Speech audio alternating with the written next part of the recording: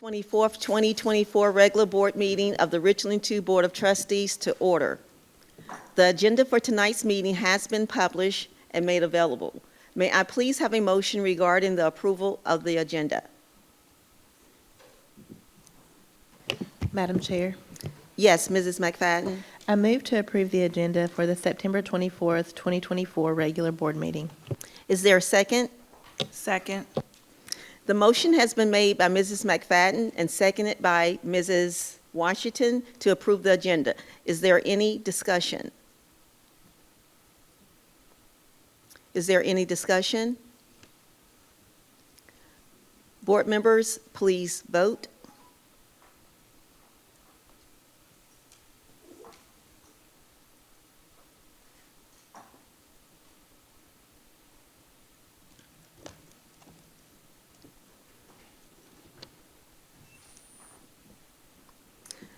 Mrs. McFadden, is the motion correct?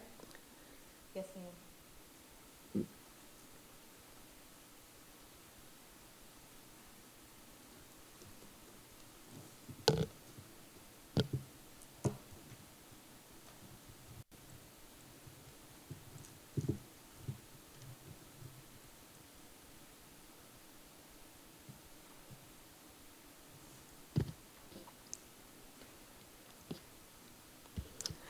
The motion is 6 yes, 0 no. The motion passes. We will now move to item 3.1, executive session. May I have a motion to go into executive session?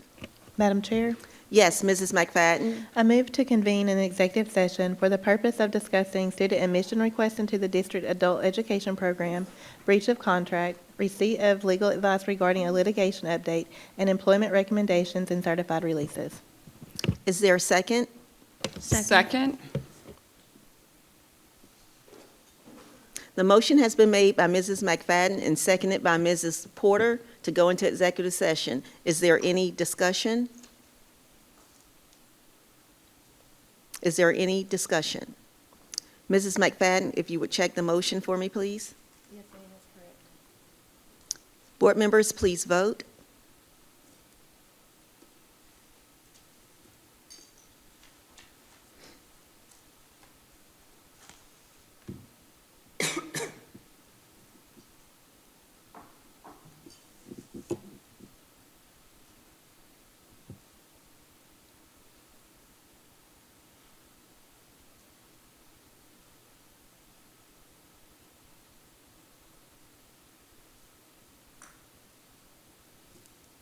The motion is 6 yes, 0 no. The motion passes. The board will now enter into executive session.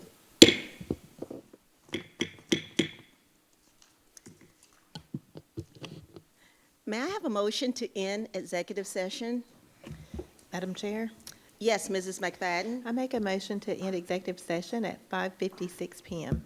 Is there a second? Second. The motion has been made by Mrs. McFadden and seconded by Mrs. Porter to end executive session at 5:56 p.m. and resume public session. Is there any discussion? Is there any discussion? Board members, please vote.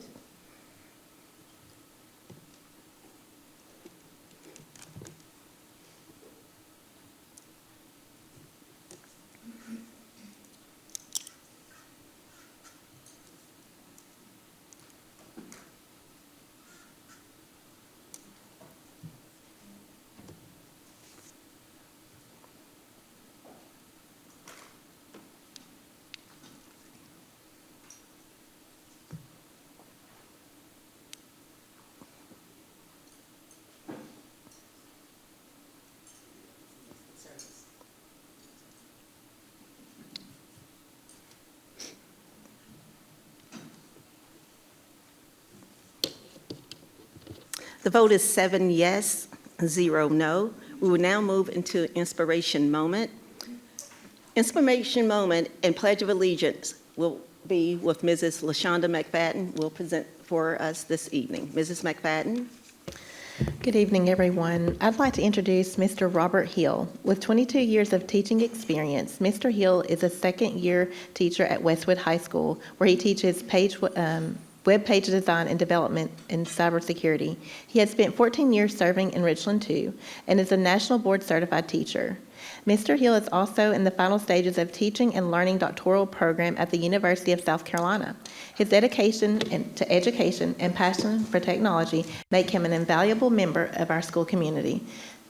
Mr. Hill. Thank you, Ms. McFadden.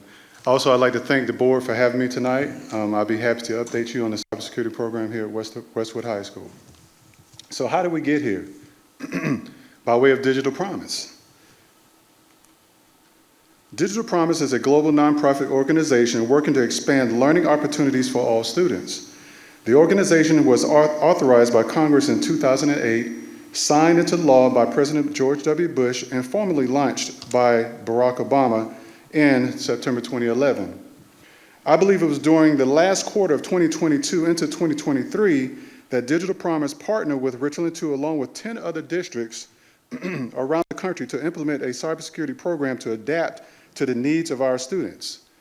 This initiative focuses on the student identities of non-traditional students and students with a strong interest in STEM, more specifically, cybersecurity. We were then given the task to enroll 100 students to participate in the cybersecurity program starting in the 2023-24 school year. Before proceeding with the cyber program, I had to go through training myself, which involved how to set up student accounts via virtual labs, learning the curriculum, and participating as a student as well while going through all the units, lessons, and things of that sort. Some lessons were with skillsbuild.org, cyber.org, and cyber range. And as you can see by the slide, when we first started Cyber 1, I had to go through training in March through July of 2023. During the training sessions, they were very informal. They were about 2 hours each, once a month. Then, of course, as the year progressed with Cyber 1, we started learning more about Cyber 2 and getting ready for that program. Cyber 2 started, actually we started training right before the school year in 2023. And then, of course, now we're still going through training as we still go through Cyber 2. March of 2025, we would then begin training for Cyber 3. So once everything is all done and said, we're still going to be doing ongoing training once a month to make sure we stay on top of things. I'm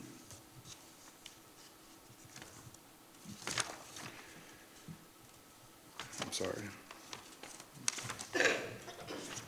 As you can see, we have 9 business partners on my committee, my advisory committee. I'm still in constant contact with everyone on this list.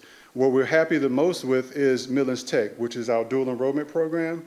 And our Cyber 2 class coincides with the IST 291, which is Fundamentals of Network Security 1. Everything is aligned with the South Carolina state standards for cybersecurity. So once Midlands Tech saw that Cyber 2 was lining up with their course, it was a green light. They were happy to have us aboard. We were happy to have them. And so we're going to start third quarter of 2025, which would be spring. We didn't start in August simply because on their end we were having some technical difficulties with student registration, but we're up and running in spring. This is the complete program right here. Cyber 1, Cyber 2, and Cyber 3. I want you to take a look at the first program, the first class, Cyber 1. Cyber 1 is actually the basic of the basics. Students get to know Cyber 1 as a foundational course. They learn everything from learning to put a computer together, learning how the computer parts speak to one another.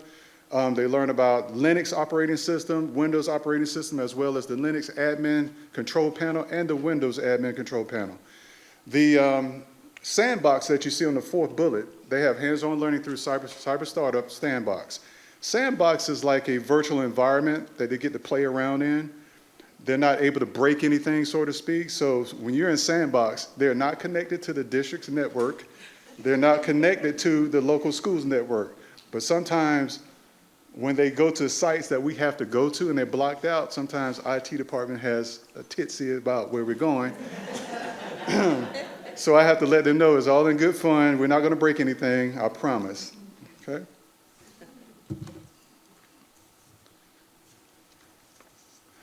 All right, our future plan, oh, I'm sorry, let me go back, I apologize. Cyber 2 tends to piggyback off of Cyber 1, but Cyber 2 is more along the lines of getting you ready for the Security Plus certification. And it gets into more details of things that you learned in Cyber 1. So the Security Plus certification is not until Cyber 3. Once you get into Cyber 3, it's more personalized. You know, students get a chance to go into Cyber 3 and figure out which direction they want to take.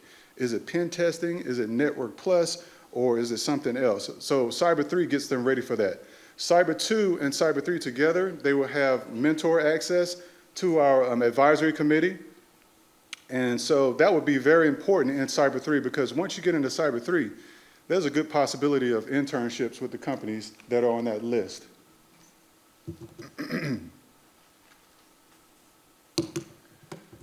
Our future plans for the program, obviously we want to have more committee members. The more the merrier. More mentors means more opportunities for the students. And more opportunities for the students make everybody look good, you know. Students are very eager to learn. The first thing they wanted to learn when they came into my class was how to hack. I said, hold your horses. We'll worry about that later. We will hack ethically. If you want to hack the wrong way, you do it at home. All right, so that's the first thing they want to learn. You know, once they say that, I know I got them. You know, I just got to reel them in a little bit and go from that point on. Another thing we want to do in the future is have a cyber mobile lab. I actually got this idea from the Sumter School District. Our fire and EMT guy, Steve Wilson, went to a conference and saw them at this conference. And so Steve had came back, he was excited. And he told Mr. Hill, you got to see this. So he sent me the article of what they had for the cyber lab. And I was intrigued, so I wanted to do the same thing. Of course, I need assistance from our committee members, school sponsors, our neighboring community businesses, Richland 2 board. I had to throw that in there. So.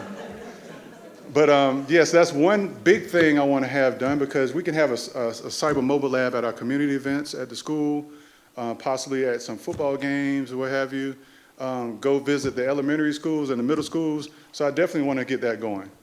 And the last thing, everybody knows about Scout Motors. Again, Steve Wilson, he has a foot in the door with Scout Motors. He talked to them about the EMT fire program, and he put in a word for cybersecurity. So hopefully later on we will have them as an advisory committee as well as mentors and possible internship. So overall, the program is very successful. We had a great start. Everything is going well. However, let me back up and give you one other item here.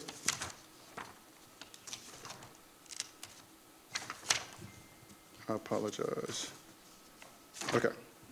I just want to say this. In the first year of the program, which started in 2023-24, 22 students enrolled in Cyber 1. 17 of those students continued on with Cyber 2. And currently for 24-25, there are 34 students enrolled in Cyber 1. So that has grown tremendously in the first year. My goal is to have at least 30 to continue with Cyber 2 for the 25-26 school year. And the reason why I say 30 is for a little bit of error in between. Students may change courses, they might not like cybersecurity, they might take another magnet program, so that's the reason why I say 30.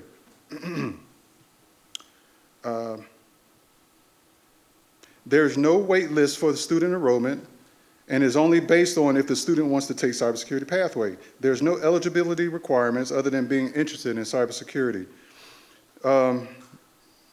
However, they must be a freshman or sophomore because the program is a 3-year program.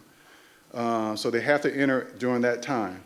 However, if you come in as a if you come in as a junior or if you come in as a senior, we have to start you off at Cyber 1, which is no problem. I welcome that because they're interested. So if they're interested, I can help them a little further if they want to continue in college, hopefully Midlands Tech, and then we'll go from there. And then Midlands Tech will take it a step further. Another thing I want to say is after the students complete Cyber 3, They then take the certification exam, which is Securities Plus. If they pass, that's an automatic job right there. They can put it on their resume. And Cyber 1, they started with a digital portfolio that we create, which follows them through Cyber 3. So they would take that portfolio along with the resume and show the prospective employer of what they've been doing the whole time. After that, they get a job, they can retire their parents. Because honestly, they would start off making around about $75,000 to $95,000 a year, depending on experience, of course. Now, I have told my students this. Depending on your situation in the household, college is not for everybody. College is too expensive. So you have to learn how to stack your certifications. If you come out on top with me with a Securities Plus certification, then go to Midlands Tech, get another certification in Network Plus, and then another certification on top of that, you'll be well ahead of the students that are going to Midlands Tech or other colleges that are graduating in cybersecurity with a degree. You'll be a step ahead. So I love this program. I'm glad we have it. And it's very successful, and it's going to continue to be successful. Any questions? Thank you so much. Do you mind to lead us in the Pledge of Allegiance? Thank you.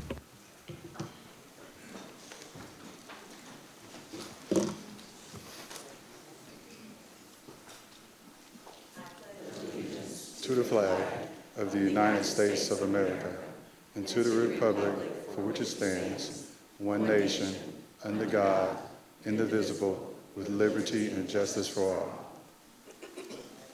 Thank you so much, Mr. Hill. Thank you. Thank you so much, Mr. Hill, for that. We'll now move to special recognition. The agenda item in this session is special recognitions of Richland School District 2 students, staff, and schools. Dr. Moore, I'll turn it over to you. Thank you, Madam Chair. I would like to have Mrs. Darcy Rush, our Senior Chief Communications Officer, to present our special recognitions to the board. We would ask that the board also join us in the front as we hand out the certificates.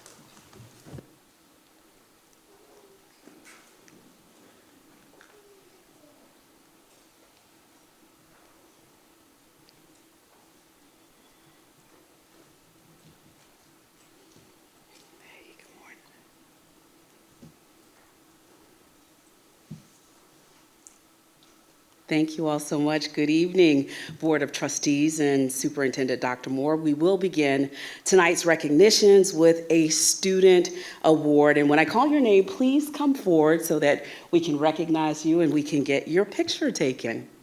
Okay, so we're going to start with Spring Valley High School senior Jasper Evans, class of 2025. Jasper Evans is the recipient of the Outstanding Youth Award presented by the Environmental Educators Association of South Carolina. Yep, just stand right there in the middle, Jasper. Nominated by Next Energy engineering instructor Kirsten Bullington at the Student Innovation Center, Evans was chosen for this statewide award for serving as project manager for the, I hope I get this right, agrivoltaic. Exactly what she said. Agrivoltaic pollinator garden in her class. And in case you didn't know what that was, since I didn't know how to say it, it is a pollinator planting agrivoltaics. Voltaics involves growing pollinator-friendly wildflowers to support butterflies, bats, bees, beetles, and other insects and local pollinators that are crucial to our ecosystem. And Dr. Moore, you will be very happy to know that Jasper has planted marigolds. Let's give Jasper a huge round of applause.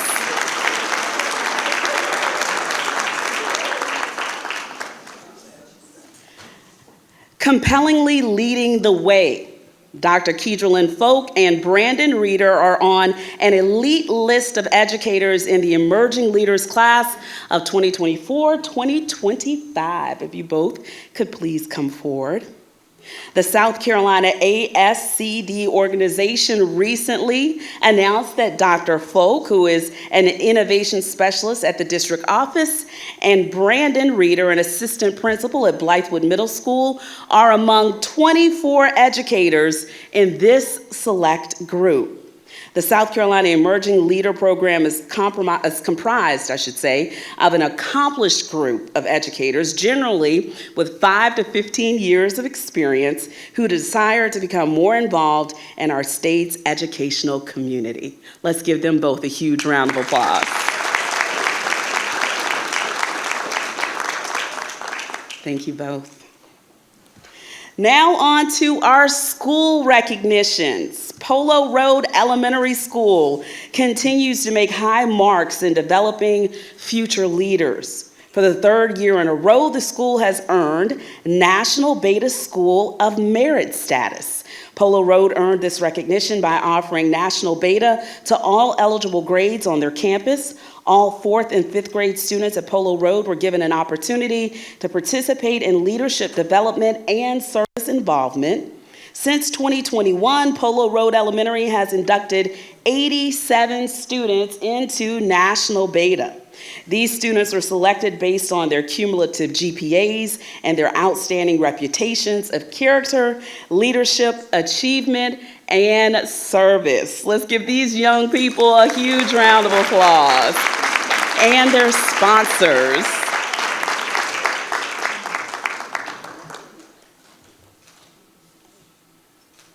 Okay, you guys look over there at Marcus. Marcus, put your hand up so we can make sure we get a good picture. Awesome.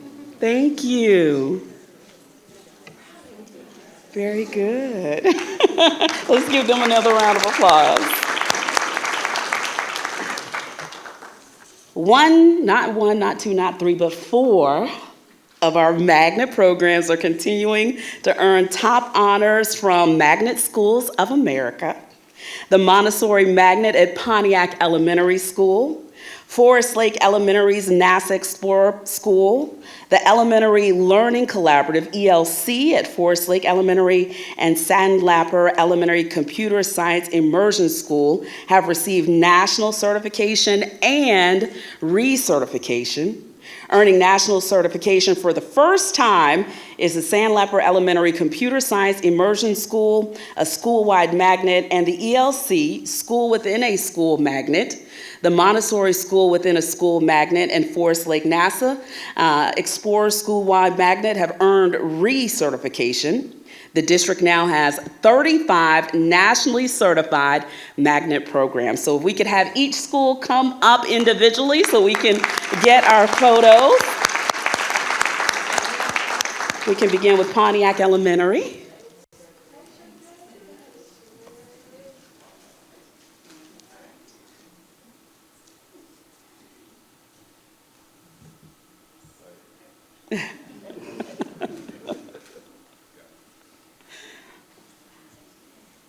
Congratulations, thank you. Forest Lake Elementary.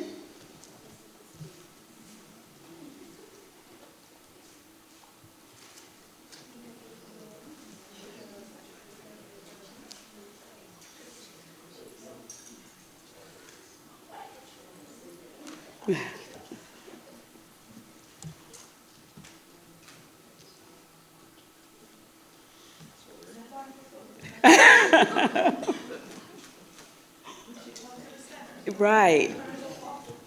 You want to come behind me, Marcus? I promise you can get over my head if you want to come behind me. Okay. He's trying to make me feel tall. Okay.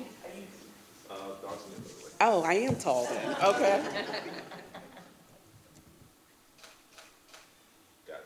Okay. Thank you so much. Let's give them another round of applause. And Sandleper Elementary School.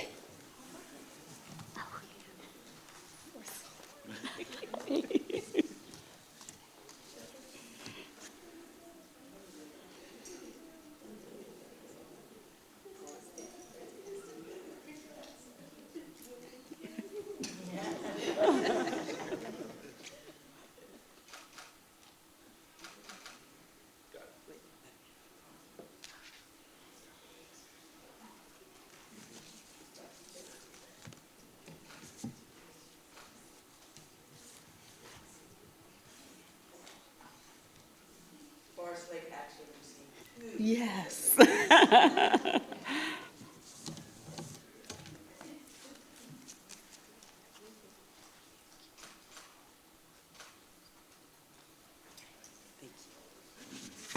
Thank you. These awards and recognitions highlight our core values of joy, learning, belonging, and continuous improvement. Again, a huge congratulations to everyone. Let's give them another round of applause.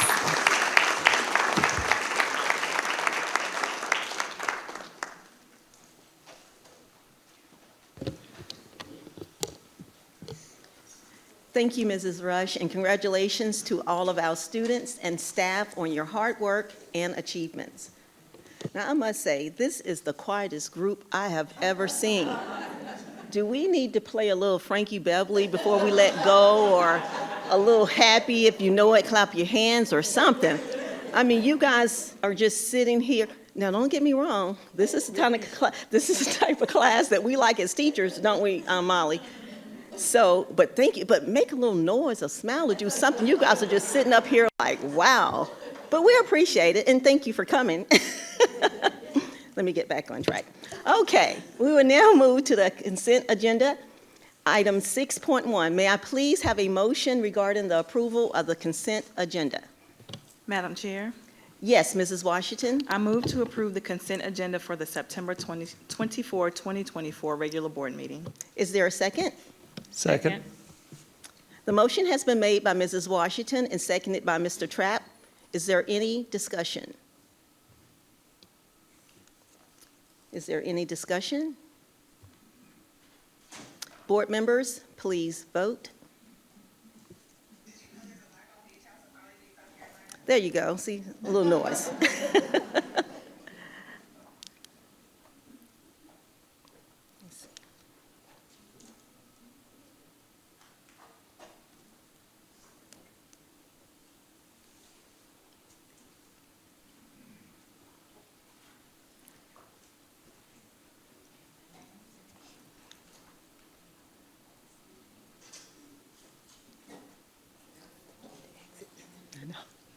I should have given time for that. The vote is 7 yes, 0 no. The motion passes. We will now move into 7.1, public participation. We do have 2 individuals who have signed up to address the board. You will be given 3 minutes to address the board. To assist with timing, the lights on the table in front of me will change colors from green to yellow to red. When you have 30 seconds remaining, the light will turn yellow.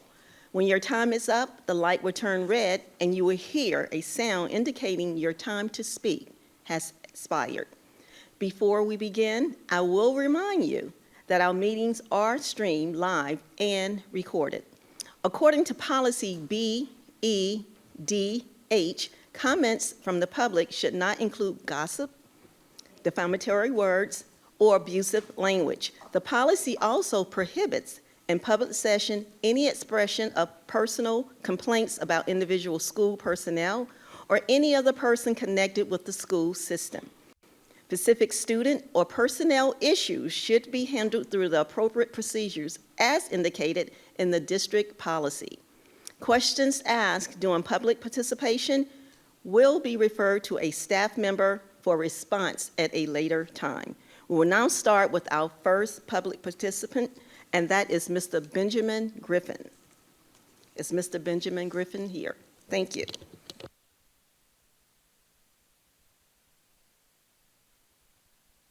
Thank you. Good evening to Richland 2 School Board and our Superintendent, Dr. Moore. I am Benjamin Griffin III, a student transportation specialist. I'm before you as a spokesperson for many of my colleagues. We, the student transportation specialists and monitors, would like to express our deep concern of an issue concerning early release days where high schoolers aren't released early.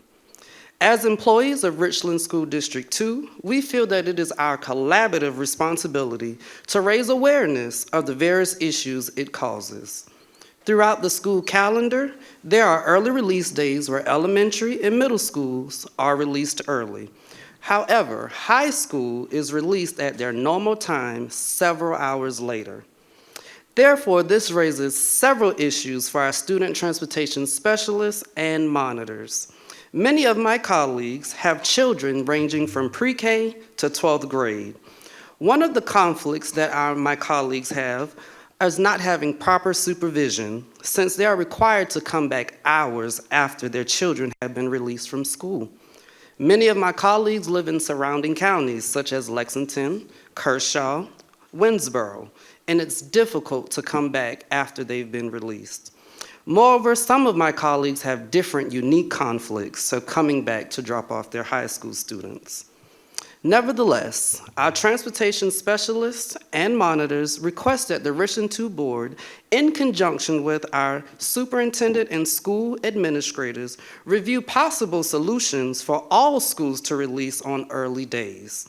High schools can possibly be removed from late start on the week they are scheduled for an early dismissal. Lastly, it is not our objective to remove late start.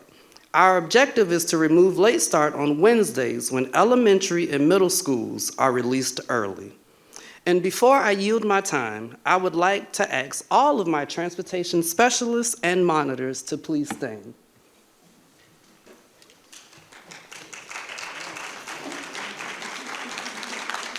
And for those who are watching online, I would like to personally say thank you for all you do for our students of Richland School District 2 so that they can be purpose-driven and future-ready. Please consider our requests.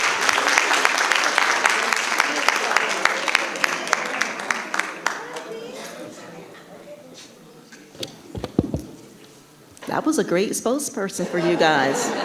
A+ students, A+. Now we will move on to Mrs. Dr. Anna Parrish. That's a tough one to follow. This evening, I speak with gratitude, affirmation, and encouragement. In attending the teacher forum last week, I was so encouraged to hear the presentation by Dr. Marsha Lynn Franklin, giving an update on pending board policy JICJ, but also inviting feedback from the teachers in attendance. It is clear that the board, in conjunction with the district, is making efforts to increase transparency, but also to involve stakeholders such as teachers in sharing their voices concerning district policies and procedures. This is so important. Without faculty and staff, you would have no classes, no schools, and no functioning district. As such, it just makes sense to include the voices of faculty and staff who daily experience the effects of district policies and procedures in a way that no other individuals experience it. Thank you for already making these efforts to create an inclusive climate where transparency is prioritized and all voices are not only heard, but welcomed. Last June, along with administrators of my school, I attended a 3-day conference on cultivating school climate. And towards the end, the facilitators invited us to choose a sticker that resonated with us. The one that I chose and brought with me tonight says, "Everyone deserves a voice." Thank you for the way that you have already sought to hear the voices of faculty and staff. I encourage you to continue to find ways to gather input from all stakeholders and to use this input to make positive changes. Individuals at the forefront of school operations, such as faculty and staff, have firsthand experience with what I will coin as the state of the district. And as such, they offer valuable feedback that can serve to continuously propel Richland 2 forward in positive change. Again, thank you for working to cultivate an inclusive climate in Richland 2, where all voices, including those of faculty and staff, are both welcomed and heard.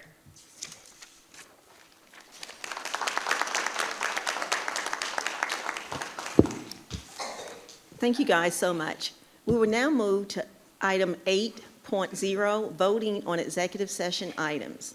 The board will now vote on items discussed in executive session. 8.1, student admission request into the district's adult education program. Madam May I- Chair. Oh, I'm sorry, give me a second. May I please have a motion regarding the student admission request into the district's adult education program? Madam Chair, Yes, Mrs. Nash. now's the time, I guess. I move to approve the student admission request into the district's adult education program for students 1 through 4. Is there a second? Second. The motion has been made by Mrs. Nash and seconded by Mrs. Washington. Is there any discussion? Is there any discussion? Mrs. Nash, if you would check the motion, please. That is correct. Board members, please vote.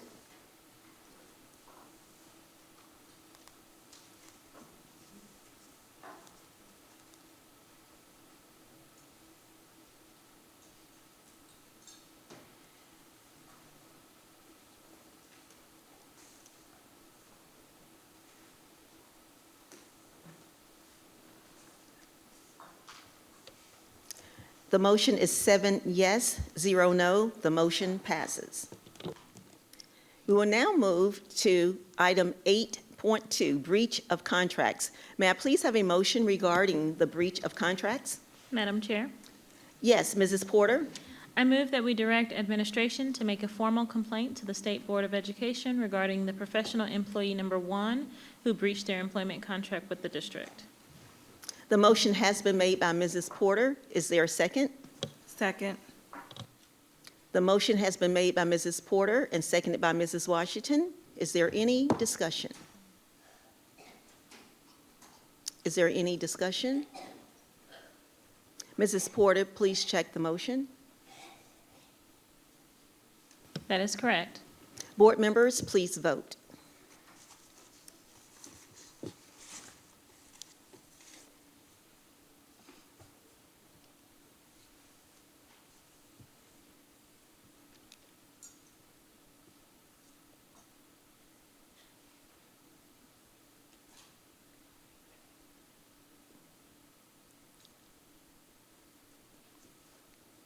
The vote is 6 yes, 1 no. The motion passes. Mrs. Porter? Madam Chair, I also move that we direct administration, that we not direct administration, no, I'm sorry. Let me try that again. I move that we direct administration to not make a formal complaint to the State Board of Education regarding professional employee number 2 who breached their employment contract with the district. The motion has been made by Mrs. Porter. Is there a second? Second. The motion has been made by Mrs. Porter and seconded by Mrs. Nash. Is there any discussion? Board members, is there any discussion? If not, Mrs. Porter, please check the motion. That is correct. Board members, please vote.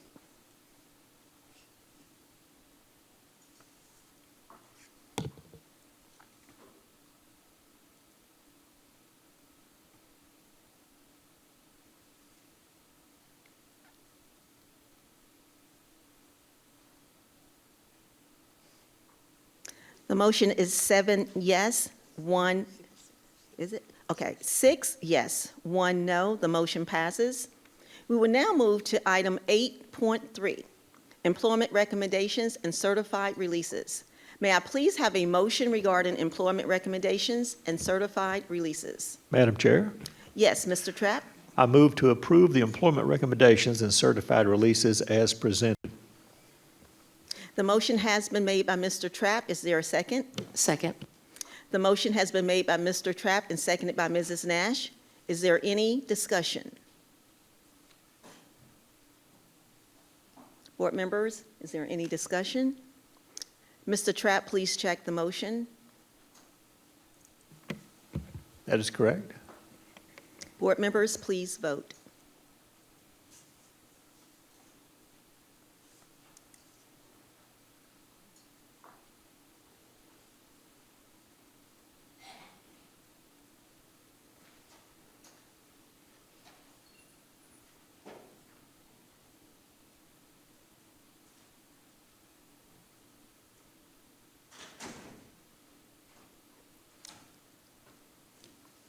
The motion is 7 yes, 0 no. The motion passes.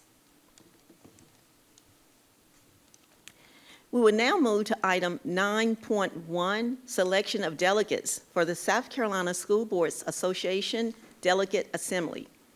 Now, this agenda item in this session is to select delegates for the South Carolina School Board Association.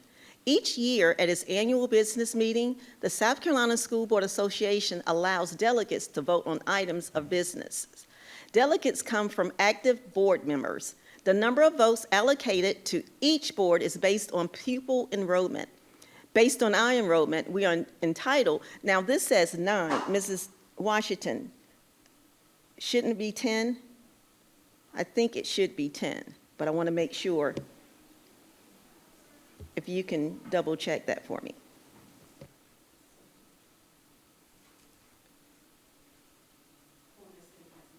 So 9 is correct. Okay, so it is 9.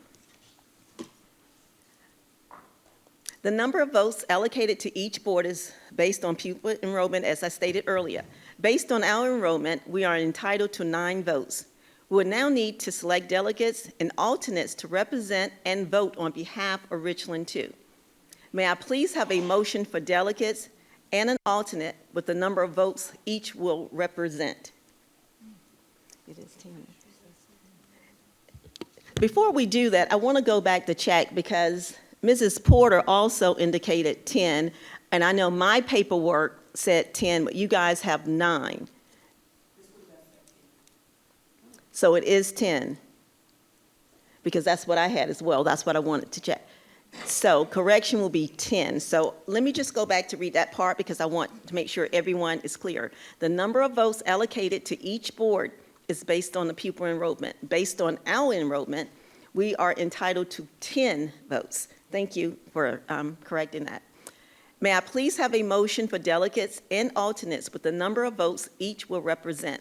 And here, having 10 votes, we're going to select 2 delegates with 1 alternate. May I have a motion for a delegate?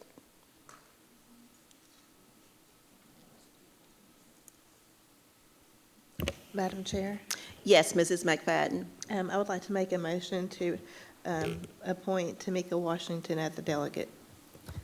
Ms. Washington, do you accept? Is there a second for Mrs. Washington? Second.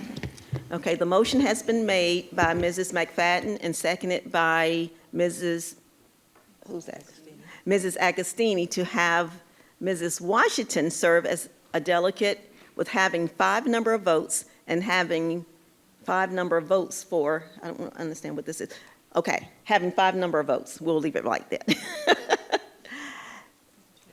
Okay, we will take a vote, board members. Please vote for Mrs. Washington.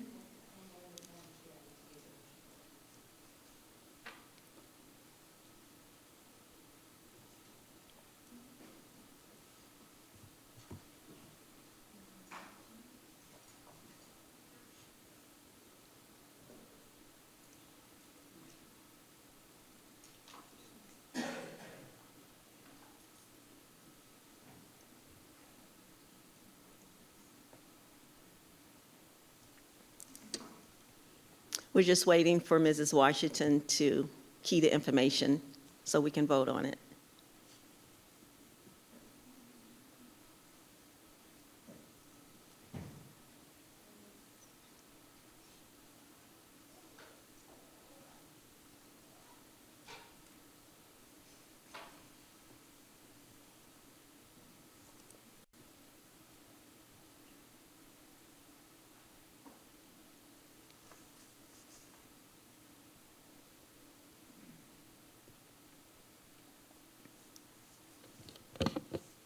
In the essence of time, can we just go ahead and take a hand vote? Okay, thank you so much.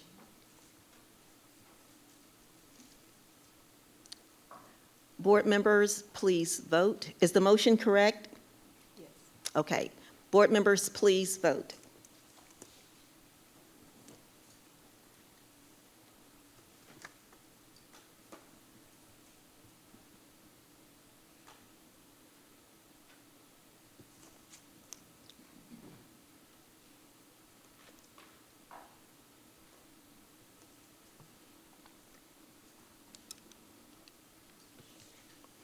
The vote is 7 yes, 0 no. The motion passes. May I have a motion for a second delegate to represent Richland School District 2 with 5 votes? Madam Chair, Yes, Mrs. Nash? I move that we select Nikki Porter to serve as a delegate with having 5 number of votes for the 2024 SCSBA Delegate Assembly. Ms. Porter, do you accept? Yes. Is there a second? Second. The motion has been made by Mrs. Nash and seconded by Mrs. Agostini to have Mrs. Porter serve as our second delegate with 5 votes. Is there any discussion? If you would check the motion, please.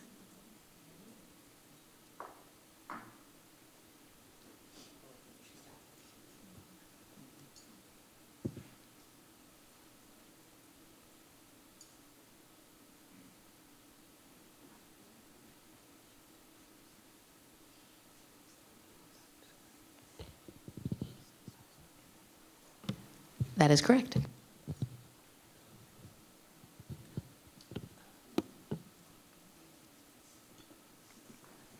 Board members, please vote.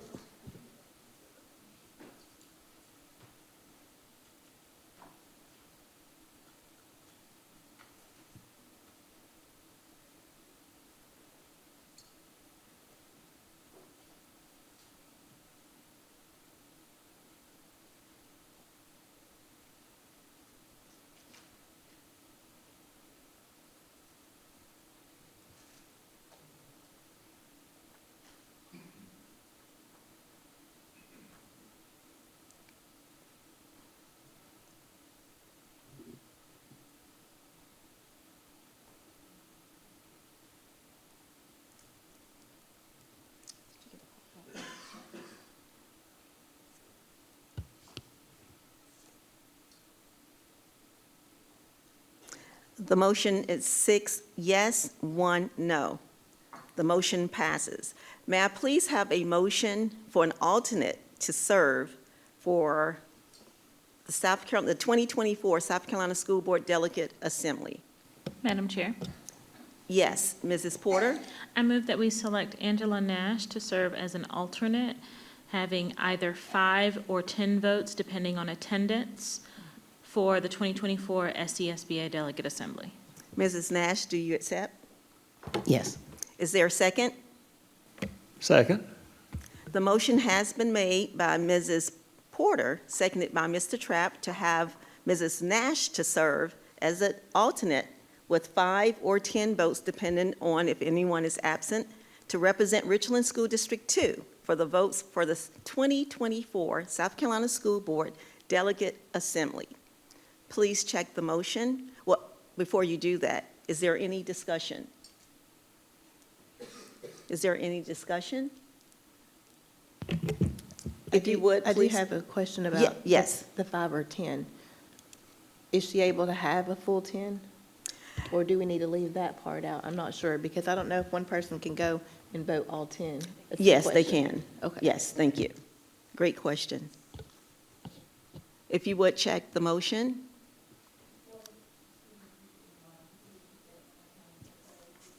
I move that we select Angela Nash to serve as an alternate with having 5 or 10 votes based on attendance for the 2024 SCSBA Delegate Assembly.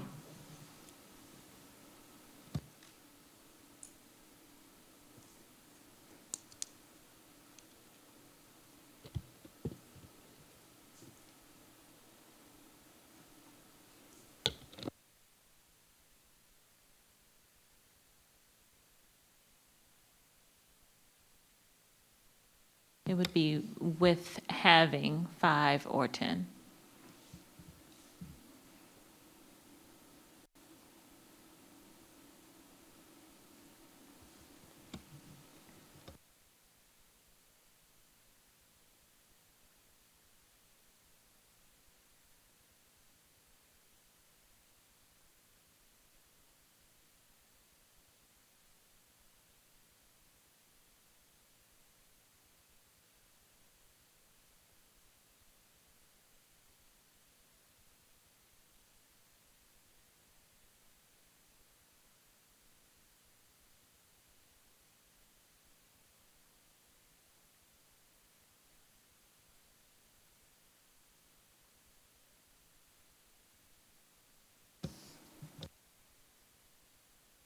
Board members, please vote.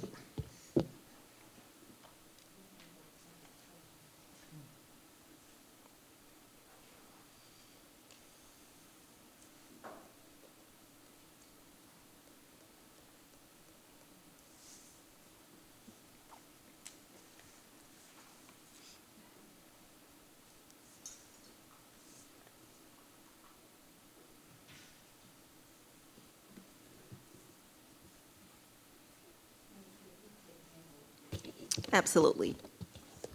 All in favor, we're going to take a hand vote. All in favor of the motion, raise your hand, right hand.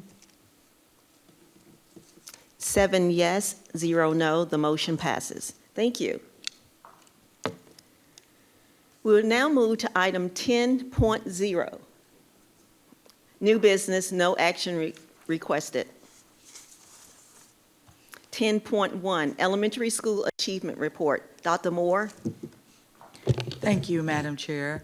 As we have Jen Square coming to the podium, that would be Jennifer Morrison, our Senior Chief for Academics, and Jennifer Coleman, better known as our Data Queen, who is the Executive Director of Accountability. They will present the elementary assessment data from our SC Ready tests that our students take. All right. Good evening, Dr. Elkin Scott, members of the board, and Dr. Moore. So Dr. Jennifer Coleman and I are very pleased to be with you tonight to share our 23-24 elementary assessment update. And I want to actually start with a quote by Cindy Martin that was shared by Mrs. Washington at the last board meeting. And it's because at Richland 2, we want to be the kind of district that is about working hard, being kind, dreaming big, and making no excuses. We have some big challenges in Richland 2, and you're going to hear about some of those challenges tonight. But since coming to the district, I have had personal visits with principals and instructional leaders at 19 of our 23 elementary schools and programs so far. And no principal or instructional leader or teacher that I have met is about making excuses. No one. All are working hard to make it work for every single one of our children in schools. So we've already started this year a very strong push toward improvement of our students' learning and resulting performance through a cycle of continuous improvement. And I believe that we are going to have some great success, but we do need to make sure we're always aware of where we are. And so Dr. Coleman is going to come up and start and share some data from 23-24. Thank you. Yep. All right, good evening. It's my favorite time of year where we get to talk data. Okay, so as you all know, we are required by both federal and state accountability to administer a summative assessment in the last 20 days of the school year. For us, that's SC Ready in grades 3 through 8 in ELA, math, and science, but not really last year, and I'll tell you why in a minute. Okay, because you guys only see this chart about once a year, I just want to take a second to kind of reframe ourselves in how we read this chart. There's a lot of numbers on the screen. So when you see a column across the top, you'll see 5 different years listed. Those are the 5 administrations, the last 5 administrations of SC Ready. When you see the number 2024, that's a reflection of the assessment that was given at the end of the 23-24 school year. PowerPoint 101 tells you to minimize the number of numbers you have on a slide, so I just put it to 2024. So kind of think of it like grad rate. The class of 2024, it's the scores from the 23-24 school year. So we're presenting data a smidge different this year, and I'm really excited about the way that we're presenting this because I do think it increases transparency in some of the trends that we're seeing in our data. So we are now going to present it in 2 pieces. We're going to look at meets and exceeds, which are the 2 highest categories, which is what our state designates as students being proficient. And they're ambitious. I just want to put that out there. We're also going to look at the category of does not meets. And this is really critical for us because as we're seeing changes in our district as a whole, we're starting to see the reflection in our academic data. And I'll talk about that in a minute. So let's go through this slide. This is looking at the ELA assessment. And it's looking at 5 years of data, the first thing I hope you notice is, Jen, you made a mistake, where's 2020? Just to refresh your memory, we were dealing with a bigger issue in 2020, and there was no state testing. It was canceled statewide, so you do kind of see that jump. So when you see the 2-year change column, it's looking at 2 years of administration, the 23-24, and the change we see in the percentage. When you look at the 5-year change, it's looking at 5 years of administration, although it's really 6 years, and we won't have to worry about this come next year because it'll drop off of my charts. So when you look at our students' meets and exceeds with ELA, you can see that we had a challenge last year. And Mrs. Morrison is going to talk a little bit more about some of the contextual factors and why we feel we saw that challenge a little stronger in our ELA elementary scores than we did our math elementary scores. So you can see that we did see a decrease in the student scoring meets and exceeds over the last 2 administrations, felt it a little bit harder in 4th grade. And when you look at a 5-year change, you guys might remember from last year when we talked about rebound versus recovery. And that's why we like to look at 2 years versus 5 administrations. Because still at this time, we're looking at, okay, where were we before the world changed? And where are we now?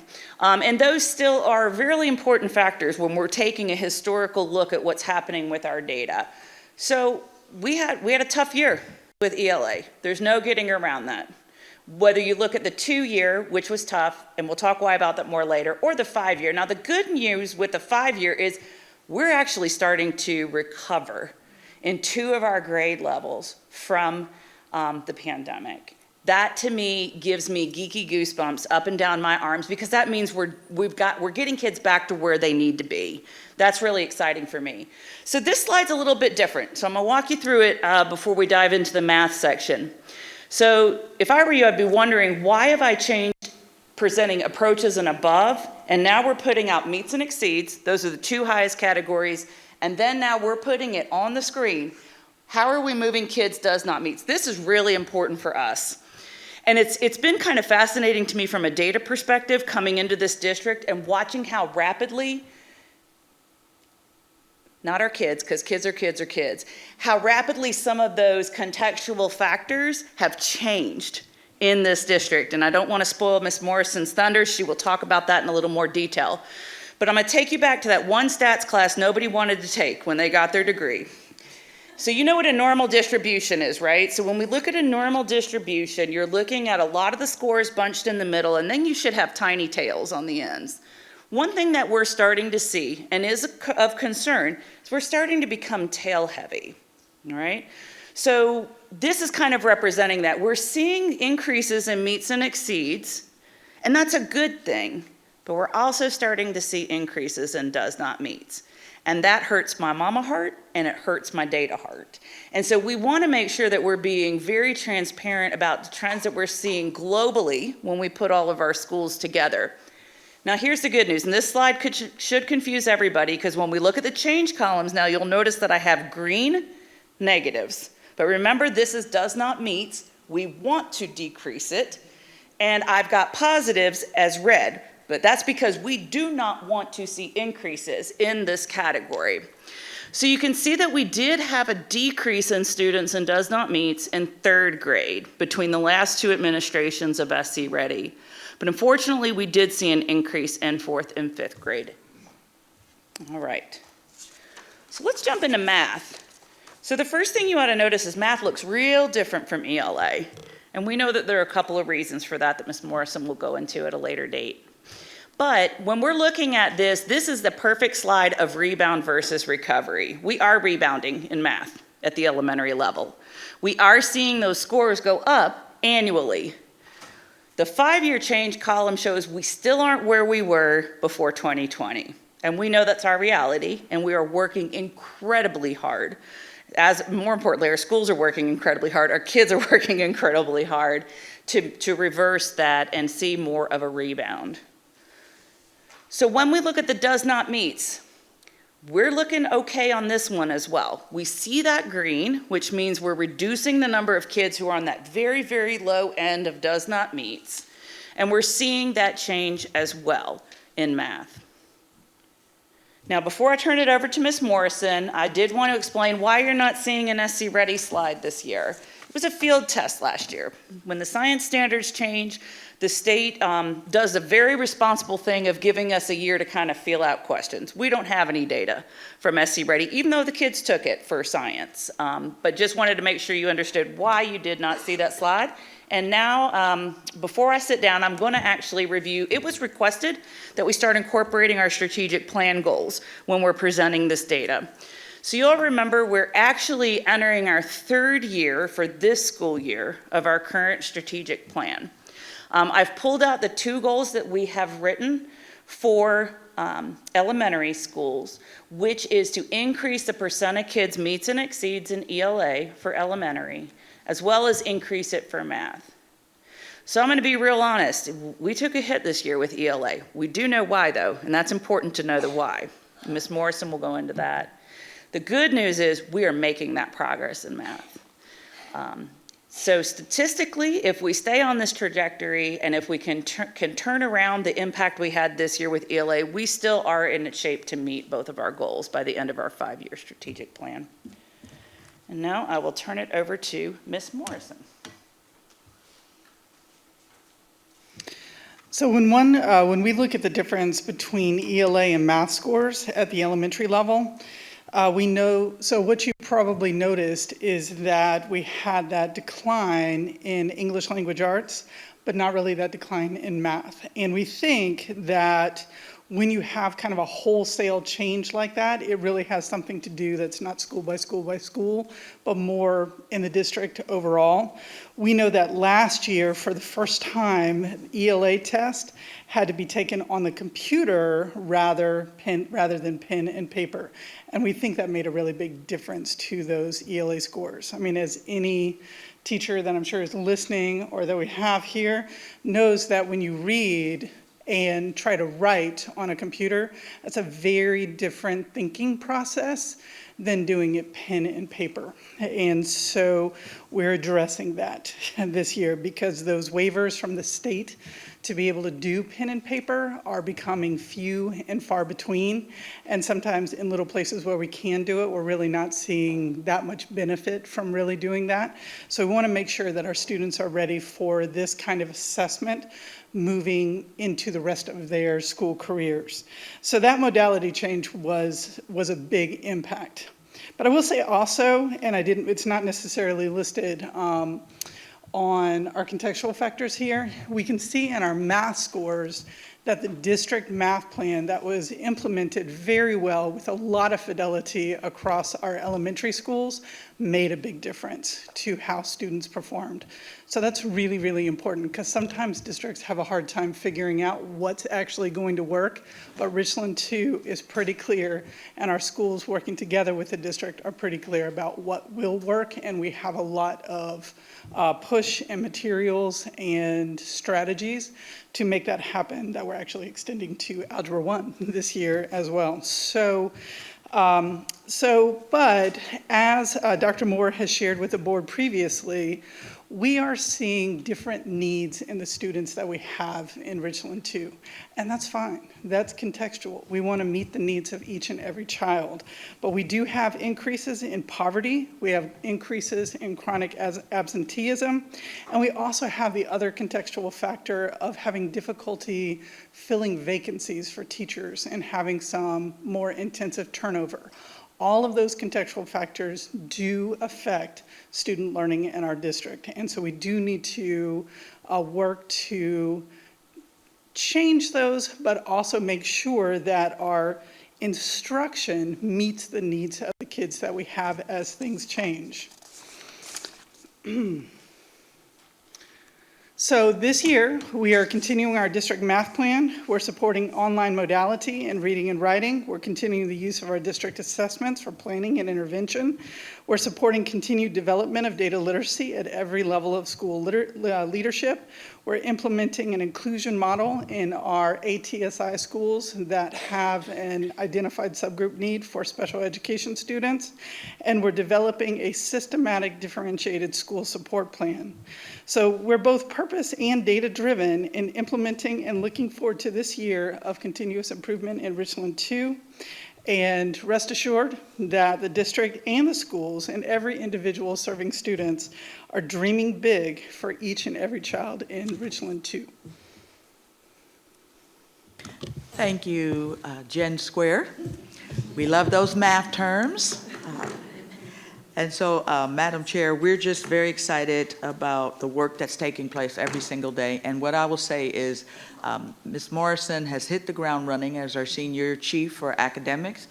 She has laid out a very aggressive plan, but I know it's one that we can accomplish. And our principals are very excited about that opportunity to continue to excel. So with that, we'll open it up for questions. Board members, are there any questions? Madam Chair. Yes, Mrs. Porter. I have a question for math, and particularly with intervention. In our ELA plan, I know there's a block for intervention. In math, is there opportunity for our educators to be flexible and conduct intervention in math during their math block of teaching? So I think that is a possibility in a number of our school programs, but I want to speak to that very specifically. And I'll make sure that we put something in the board brief, if not this week, then next week, to make sure that you have that information. Okay. I have received some feedback in the past saying something along the lines of not having the opportunity to conduct intervention in the math block.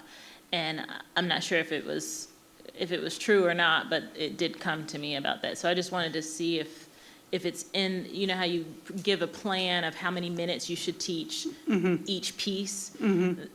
I'm curious to know, is intervention in that plan? Okay, we'll make sure that we get that information for the board. Thank you. Actually, Ms. Porter, we can have Dr. Suber, who oversees our interventionists, address that question. Good evening. Yes, ma'am, in certain schools we do, but depending on the need of the school in regards to reading, some of our focus has to go towards that. But in certain schools, we do have interventions in blocks for certain elementary schools. It depends on the needs of the reading.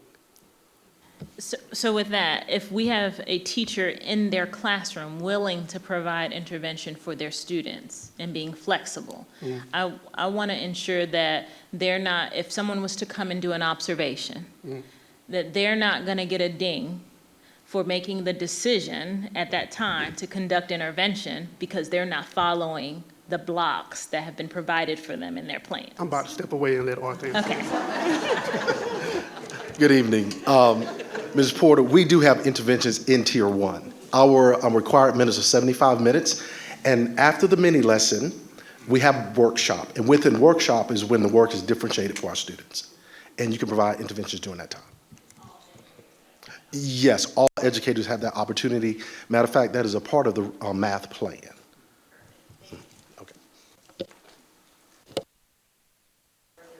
Okay. Any other question? Dr. Scott? Yes, Ms. Agostini? First of all, I want to thank you for the presentation and the format of how you presented it. For me, I've sat on the board for 7 years, and this was a more realistic, more understandable, so that the community understands where we are with our district and our testing. I do have one question on the first slide, and it's just, I'm failing to understand that, and I did send in a text or an email earlier, so I get how a 2-year change for me is 2 school years. Like, sure. I mean, from 24 to 26, if you understand what I'm saying. Yeah, actually I do, Ms. Agostini. So. I'm wondering if I change that to, real estate is precious on a PowerPoint. If I made it 2 administrations change, if that would explain it better. Well, it's 2 different school years. I don't know how, but okay, just that's we can my certainly thought. work on it. But look at the 4th grade on that slide, and my math. For the 5-year change, the 53.6, and then 2024 is 53.3. Oh, yeah, that's an error. I'll fix that. Okay, because, all right, that's between those 2 things, I was really struggling to understand these slides, so. Yeah, 4 proofreaders is not enough, but we'll add a 5th for next time. All right, so. Yes, all right, ma'am, you're right. Thank you so much. All right. Board members, any other questions? If not, I'll just make a comment as well. I really want to say thank you for this presentation. It's something that we needed, and it's user-friendly for board members who are not familiar with the format, and the transparency. I like the way that you guys presented, and you didn't try to push anything under the rug. You came and you conquered what you needed to do, and that is to shine the light on where the light needed to be shined. So thank you so much for that. Now, I'm wondering, for the past 3 years, I had an issue with us still using, and Jennifer saying yes, Dr. Coleman, with that paper and pencil, because I know we were eventually going to have to move away from that. And I have preached this for 3 years with my colleagues. We need to move away. So thank you guys for now taking the hymn and getting us back to where we need to be. I hate to say maybe if we had done that a little sooner, the numbers would look a little different, but I'm not going to go there. My question is, I know that we pay for the pencil and paper, so we should be able to get some funding back from that if we're not using that money that we normally pay for that.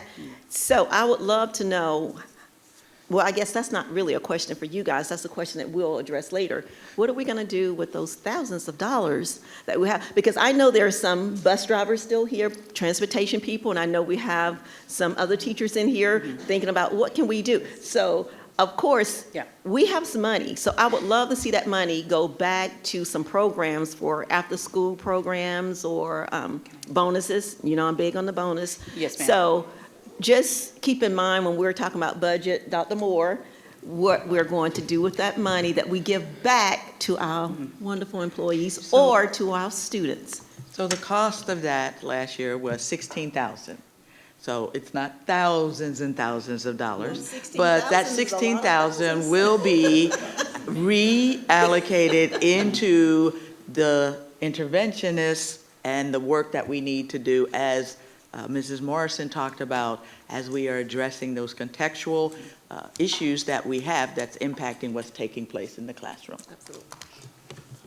Thank you so much. Really appreciate the presentation. Thank you so much.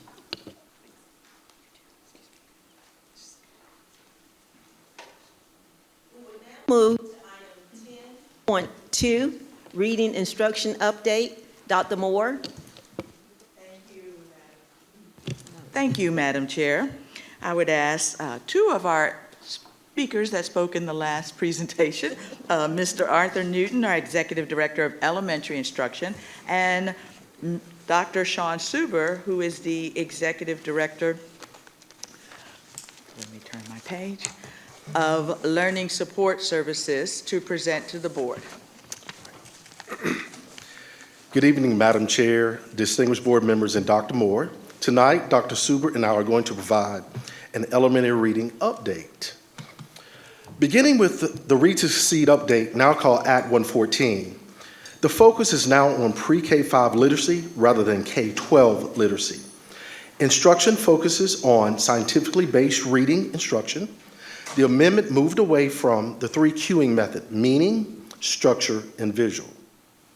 The third grade reading guarantee is strengthened to require any student scoring does not meet expectations to be retained unless a good cause exemption is met. The reading portfolio has been removed as a good cause exemption. Summer reading camp has been extended to first and second grade students in school year 25-26 and 26-27 respectively. K through 3 teachers, SPED teachers, interventionists, and administrators must participate in LETRS training. Formative assessments must be administered 3 times per year. Reading coaches must hold a reading endorsement and be certified to teach reading to the students being served in the school of placement. Read to Succeed endorsement requirements have been eliminated for middle and high school teachers and for some pre-K-12 teachers, such as art and PE. Because of the amendment, we now focus on structured literacy, not balanced literacy, which is more explicit and direct teaching. When comparing the 2015 literacy standards to the 2024 literacy standards, the strands, standards, and the indicators have been reduced. Our core curricular are grounded in the science of teaching and reading prior to this law, and the professional development supports the implementation of each. The reading rope is a visual model that helps explain how different components of language work together to support skilled reading. It emphasizes that reading is not a single ability, but rather a combination of several intertwined skills that develop over time. Our reading instruction focuses on these 5 building blocks: phonemic awareness, phonics, vocabulary, fluency, and comprehension. Now, at this time, Dr. Suber will give an update on the interventions. Thank you, sir. So back in 2015, we only had 4 certified interventionists. Now we have 31. Some are supported by Title I, but the majority were approved by the board, so thank you for that.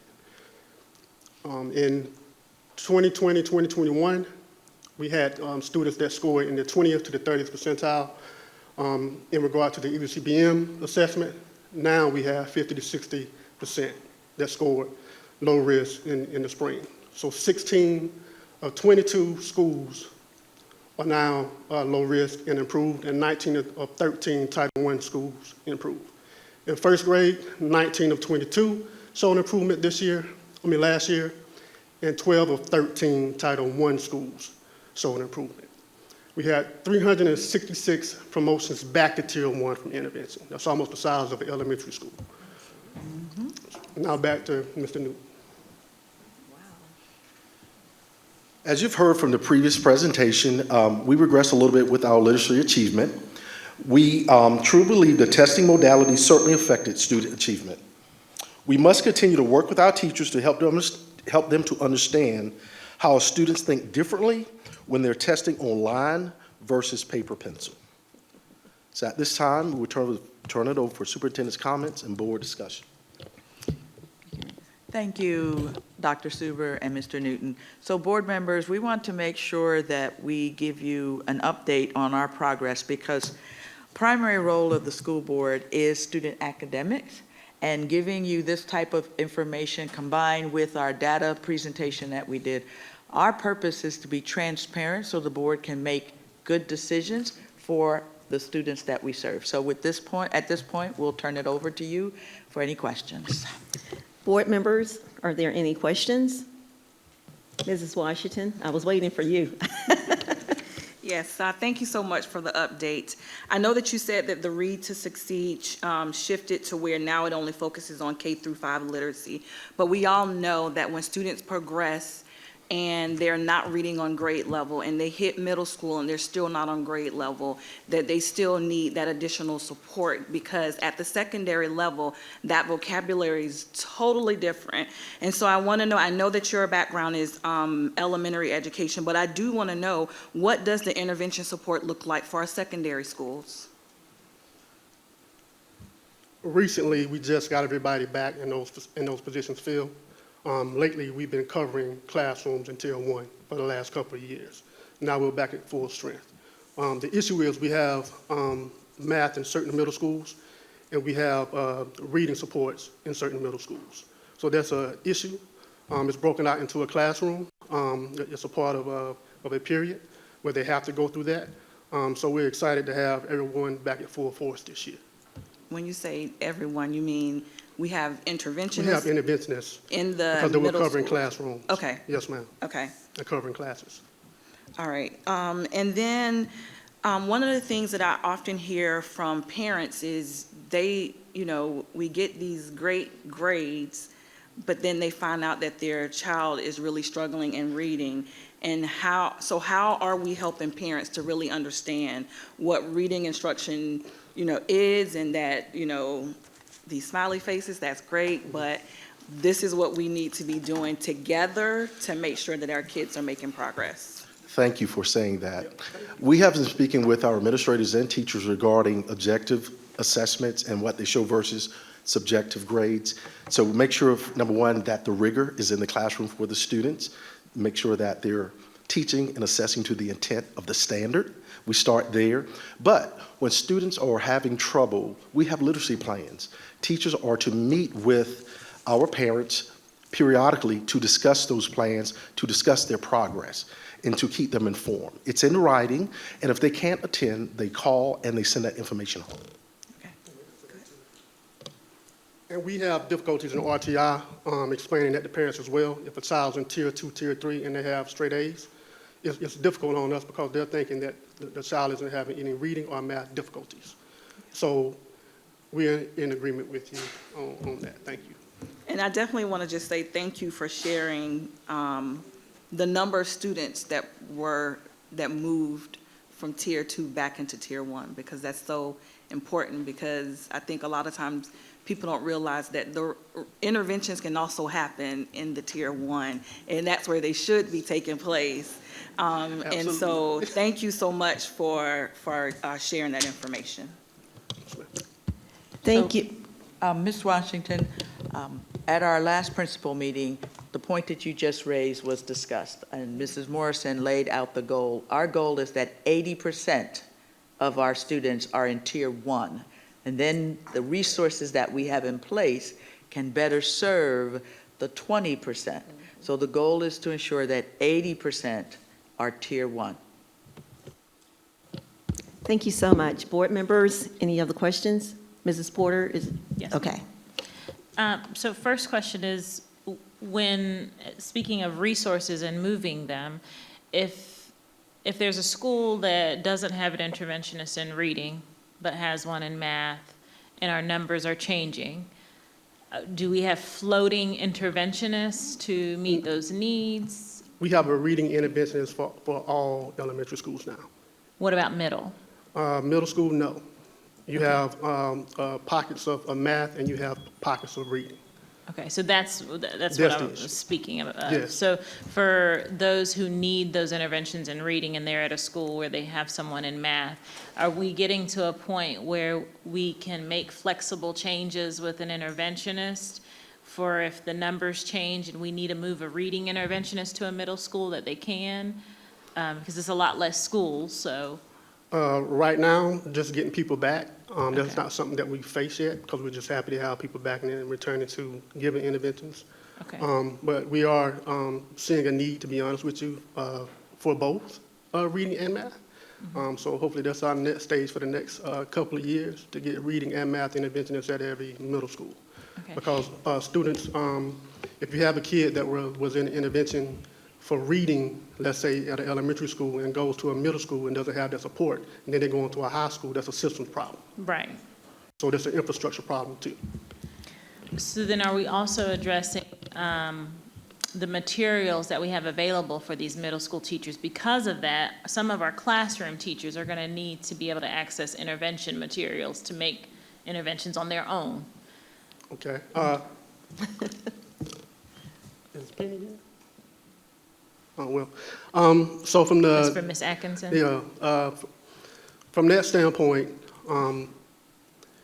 just like Arthur mentioned earlier, from doing interventions within the classroom, there should be some type of support in Tier 1 for that. Ms. Atkinson? Yeah. So with that, we do have materials, and we purchase it for every middle school with focused math and other interventions for reading. Yep. They do have access to it? All of them do, yeah. Okay. Yeah. Okay. High schools too.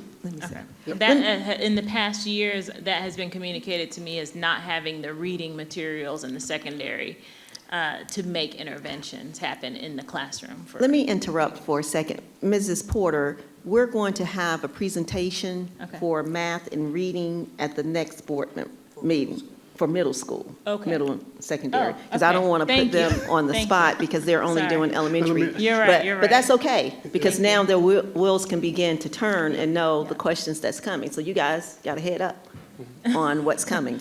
Yes. Thank you. And I think Mrs. McFadden had a question, or did they address yours? That's what I was going to ask, if for the next one we can get, because I see on what we approved today was a lot of instructional assistants, but they were all for mostly elementary, and what we're going to do about those students that are getting left behind in middle and high school.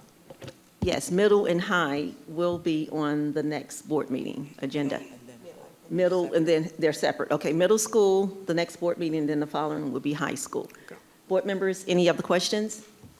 If not, I just want to ask a question. I was over in another district doing some professional development, and I noticed that a lot of their elementary schools have the little machine with the books, and I think, I'm not sure what it's called. Molly, one of my elementary folks, help me out. What's that machine called where, it's part of PBIS, and they have the books in the machines like a vending machine, and when students, so do we have those in all of our elementary schools? Because I visited some, and I know it's like, we have those, we do. But my question is, do we have those in all of the elementary schools?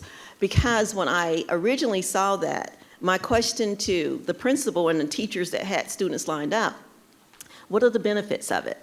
Which I knew, I just wanted to hear from them. And one thing that they said that when the students go and they use that vending machine, and you guys help me out, and they get a book, if they do a book report or a PowerPoint or something, then they would give them an extra token to go get a second book. So they're really taking it to a totally different level. So I would like for you guys to really think about how we're really utilizing that and how we can take that vending machine to the next level and not wait until the students get a book this month and they don't get another coin until 2 months later. How can we continuously do that? And I know one thing they mentioned was they have a connection with Books A Million and some of the other bookstores that actually donate books. So I know we can get on that. We have so many partners, but let's get partners with those organizations and let's get these students rocking and rolling at the elementary schools. And you don't have to answer this now, but in the board brief, if you can tell me how many schools have the vending machines. I know probably a lot of our Title I schools probably have them, but I do want to know how many have them, and then what's the cost? Because we saw the report earlier. Our students are not where they need to be, and many are, but let's see what we can do from a board level, from a district level, to get those machines in all of our elementary schools. So if you can give us an update with that, and there are no more questions. But guys, I want to say thank you guys. I wasn't sure you guys were coming up against some ladies, and I'm gonna tell you, you did a great job. You guys must have practiced a little bit. You knew what was coming before you. But thank you so much. Great job. Thank you. I can joke with them. I know them. We're going to go ahead and move to item 11.0, agenda items for next board meeting. Dr. Moore, I'll turn it over to you. Thank you, Madam Chair. Our next regularly scheduled board meeting is Tuesday, October the 8th at 2024. It will start at 5:30 with the call to order. We'll move from there to approve the agenda, followed by release to executive session. In executive session, we will discuss student appeals, student admission requests into the district's adult education program, employment recommendations, and certified releases.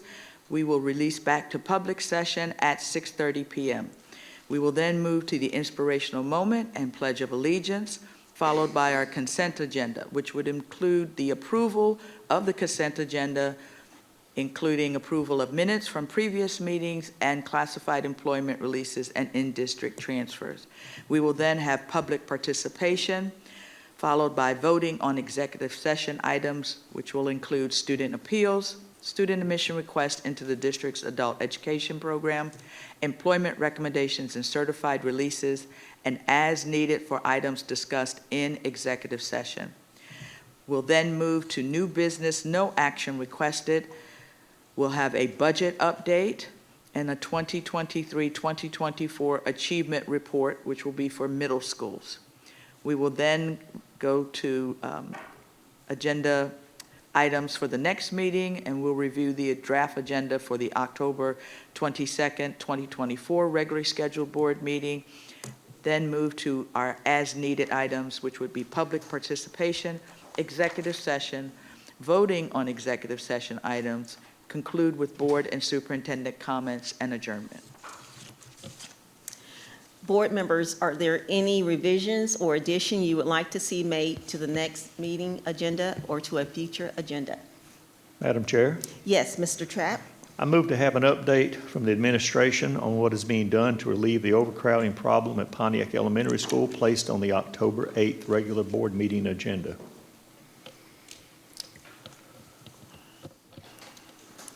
You said on the October 8th. Yes, ma'am. Are you making a motion for that? Second. Okay. There is a motion that's been made and seconded, motion made by Mr. Trapp and seconded by Mrs. Agostini.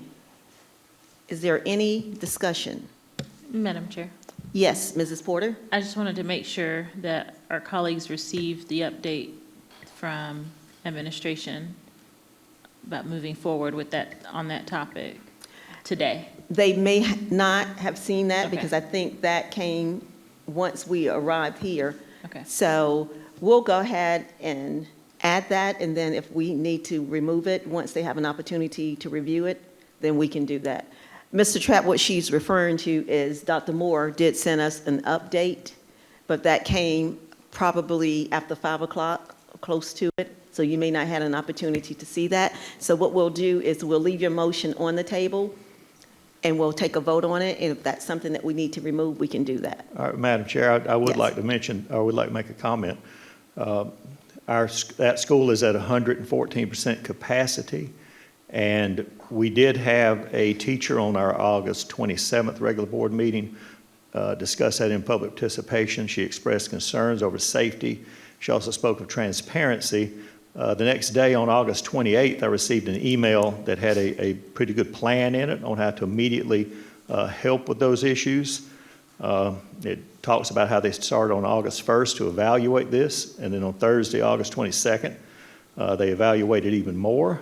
And then on Monday, the 26th, they made a decision to administratively transfer some personnel to help with that. 2 of those employees were going to be notified that afternoon, and that was August 28th, and they were going to start after Labor Day. About 2 hours later, I received an email indicating there would be a special called board meeting to discuss this. And then about 45 minutes later, I received a copy of policy GCK that clearly outlines that the superintendent has the authority to transfer individuals to alleviate.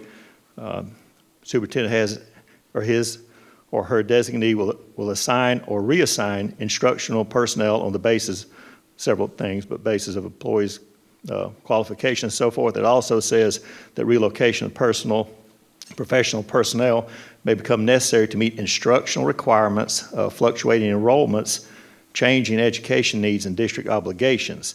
My concern at this point is that the superintendent, in fact, I received an email later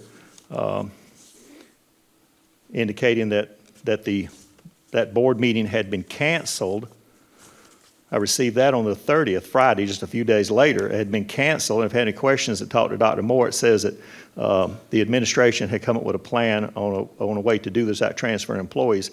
My concern is, in my conversations, it would appear that board members basically instructed the superintendent not to do these transfers. And again, we had a public participation where individuals spoke of concerns about safety and transparency. Our policy clearly indicates that the board does not make these decisions, that the superintendent does. And I would like to, more than anything, I'd like to know exactly why these plans did not get carried out into fruition. That's my concern. I understand we're doing things to address it long term, but our short term plans, it appears that the board prevented our superintendent from doing her job, and that's what I would like an update on. Board members, are there any questions? If not, I'll make a comment, and I will just speak only for me, because I'm the only person I can speak for. Part of what you said is absolutely correct, but let me just say this, because I think it's important to know. The superintendent has the right to do things, but don't forget that the superintendent works in the direction of what the board approves. So if the board decides not to support what the superintendent is doing at that time and a discussion is had, That's the discussion. Because as we all know on this board, the majority rules. Pontiac, which I love dearly, and Molly knows that, and I keep picking on Molly, because Molly and I were first grade teachers together at Pontiac back in 2001. She's like, shh, because we're all at retirement age now. She's retired and she's come back, thank God for that, because she's awesome. So she can attest that even in 2001, Pontiac was bursting out of the seams. So it's nothing new to have schools at that level. We did it back in 2001. Pontiac, that I love dearly, the Parrots, and I still have it, that's not the only school that we have. So when we're talking about being fair and equitable to all of our schools, we cannot, just because one person comes, or two or three or four, and come and think that we're going to just move that, because then we'll have someone from Killian to come. Then we'll have someone from Rice Creek come. Then we'll have someone from North Springs. So we have to make a decision that's best, not for one school, but for all of our schools. And we are working. Dr. Moore has already sent a plan out. That's why it's so important to make sure you check email even up until the period that we arrive here, because people send emails at the very last second. So that we're going to not only be working with Pontiac, but other schools. So I don't want anyone to leave here to feel as though we short-sighted Pontiac. Because anyone who knows me, and especially the schools in which I worked, Bethel Hanbury, Pontiac Elementary, Rice Creek, Ridgeview, they know how much I love those schools. Although I love all of the schools, they know where my heart is. So when we're making decisions, we can't base it on one school. So just understand, all of our schools are important to us. And when we take faculty and staff from one school, we are leaving that school short-sighted. So if we come here and we say we have the best interest for all of our students, then we have to prove it and we have to show it. And I think the decision that was made by the board, because that's what we're here for, to make the best decisions, was the right decisions. And I will move on to, are there any other comments? Madam Chair? Yes, Mrs. Agostini. Now I have a significant concern, because I'm hearing from you that there was a decision made by the board. There was no board vote. There was no decision. So I concur with Mr. Trapp. I would like to have a discussion because there was no board vote. The public needs to understand the only way this board operates is if we take a public vote, and that never did happen. So I would like to continue the discussion and have this included on our next agenda. Thank you. Mrs. Agostini, when I say the board, I didn't say we took a board vote. Dr. Moore sent something out to us, if you read your email, and stated I actually called for a board meeting so we could have this discussion. And before we could have, actually I called for a special call board meeting. And before we could have that, Dr. Moore had come up with a different decision. And if you read your email, you would have seen that. And not only that, some of you, when I called for the special board meeting, didn't have the time to come. And what's so amazing to me is people can come and speak in the public like they're so caring and want to get things done, but when a special call board meeting is offered, they're not available. So we're going to go ahead and move on to the next agenda item. Point of order. If we would go, yes. There's a motion on the floor. Yes, we will go ahead back to the motion. Yes. Mr. Trapp, if you don't mind, would you please to state your motion again, please? Thank you, Mr. Trapp.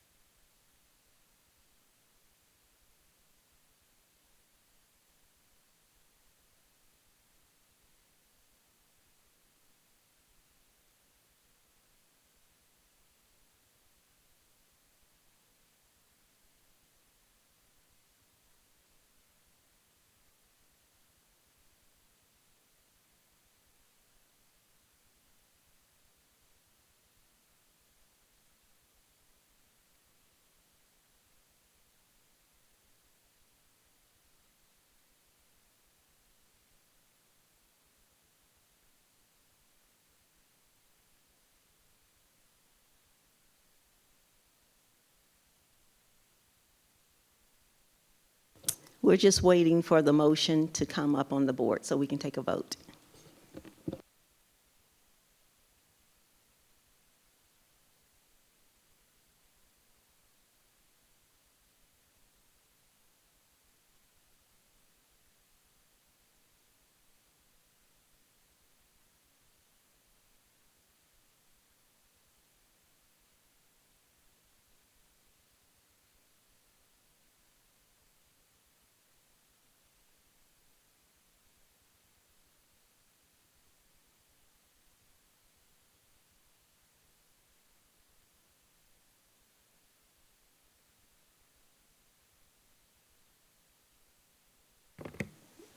That looks good on the board.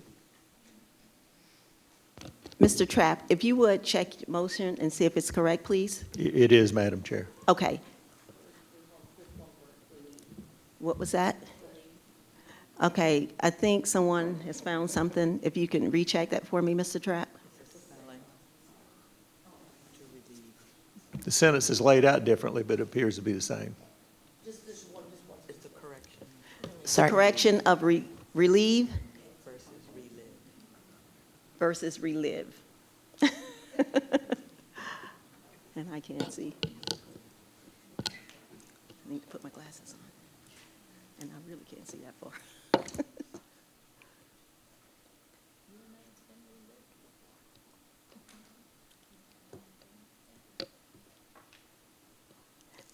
If someone that can see that far, let me know if that's correct, because I cannot see. Is that correct? Okay. Okay, board members, the motion is up there. Board members, please vote.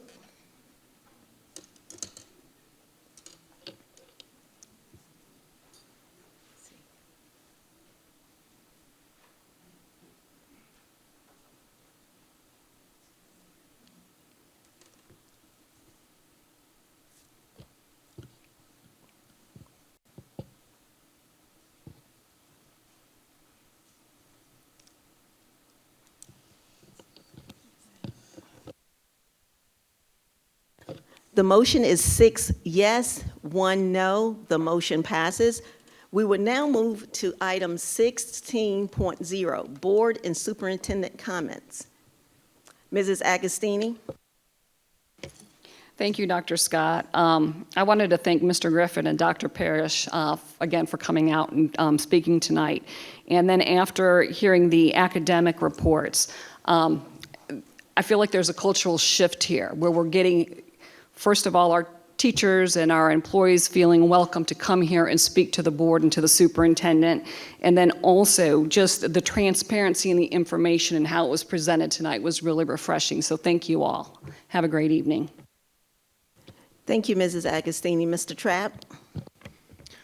Yes, I'd just like to say that I had the opportunity this morning to visit some schools, and I realize I probably don't know what I'm looking at half the time, but I'm very impressed every school I go into. It seems that we really have some very good teachers, and I'm really impressed at how well they engage with the students, and the students, we really have some good students too. I've been very impressed with how well the students follow the teachers and the things that they're learning. And I just really would like to thank everyone, all of our teachers as well as our district staff. We couldn't, of course, have classrooms for our teachers if we didn't have all the people that support them, and especially for those that are doing our food service now. I still have not had a chance to actually have any food. This morning, I'm almost certain, I took a picture of it, but I want to say it was buffalo cauliflower. I don't know what that is, but it sounded very interesting. So anyway, again, thank you all for all the work you do, and have a good evening. Thank you, Mr. Trapp. Mrs. Porter? Thank you for all those that presented today, and thank you for our Westwood High School highlighting their cybersecurity program. I'm very impressed with it. I'm excited to see where it will go, and to what our students can graduate with the dual enrollment program. Also, I wanted to say happy National Hispanic Heritage Month. I love that we're observing that, knowing the growing population that we have in our schools. So that's all that I have. Have a good evening. Thank you, Mrs. Porter. Mrs. Washington? Just want to say, this feels like a real board meeting. We handled some business. Way to go, trustees. Thank you to Dr. Suber and Mr. Newton for the update on reading instruction. I am definitely going to reach out for more information. I know it may not be directly with you, but on the early childhood, our pre-K 3 through 2nd grade. Thank you to Condor, Forest Lake, and Richland Northeast for having me for a great visit. I enjoyed the reading intervention class that I got to see at Forest Lake, the kindergarten classes at Condor, and listen, Richland Northeast, y'all know it's my school. Those CTE classes, I walked into the chef class and it felt like I was in a real chef's kitchen.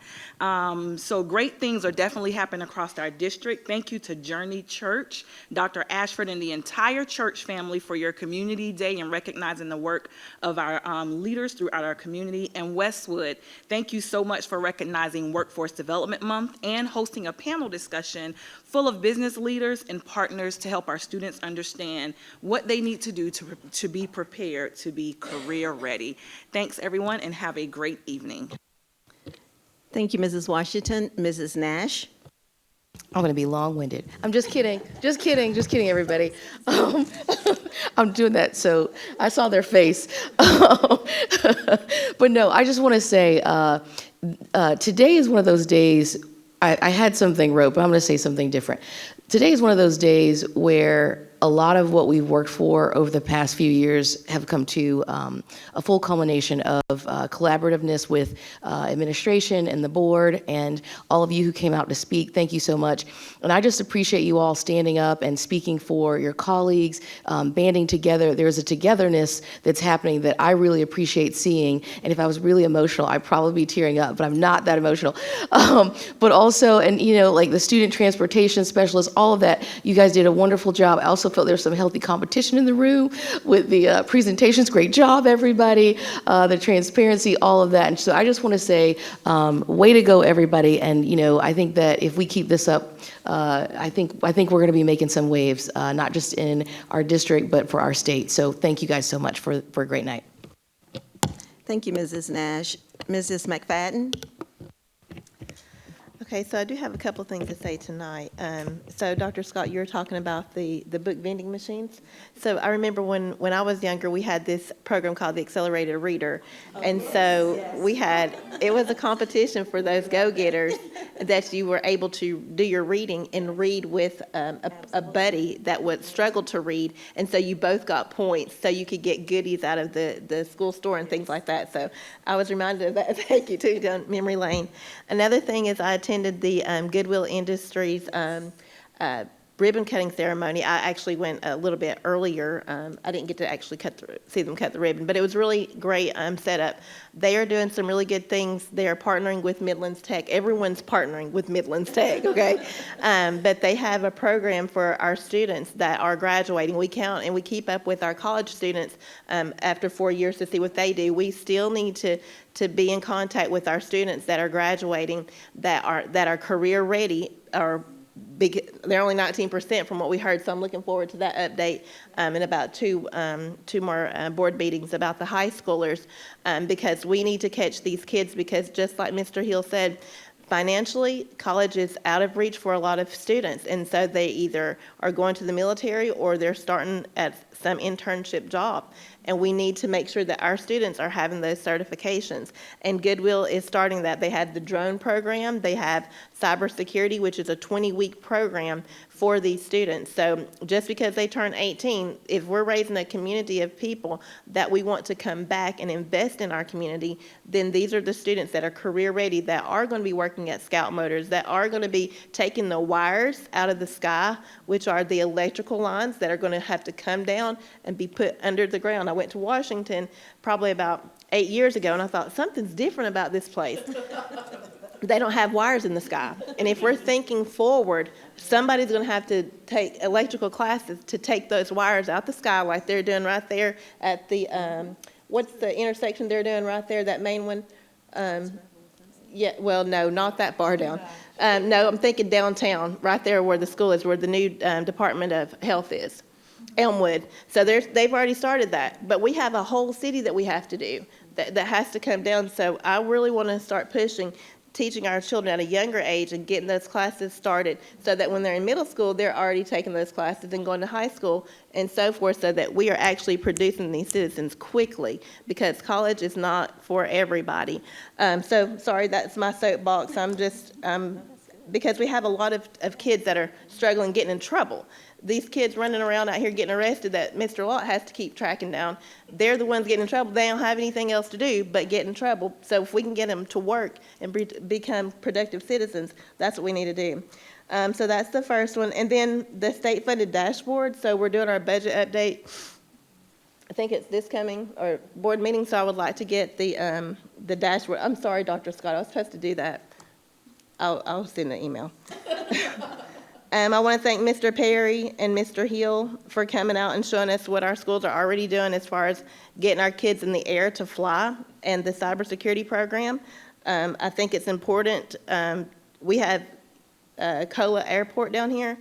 Why can't we produce students who already have their license whenever they get out and start flying all over the world? So, and then, of course, Dr. Ashford and Pastor Ashford for having us out for Community Day. A lot of us were there. Ms. Washington, Ms. Agostini, myself, and Dr. Scott. We had a great time.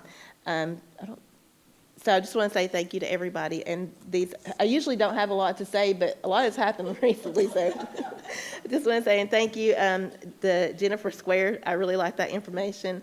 Those are the things I like. I like the strategic plan being in there so that we can follow what we're doing. And maybe, hopefully, we can get our individual schools and their report cards and start, tackling that a little bit to see where that struggle is with those different ones that are not actually meeting the goals. So, but thank you all so much. Y'all have a great night.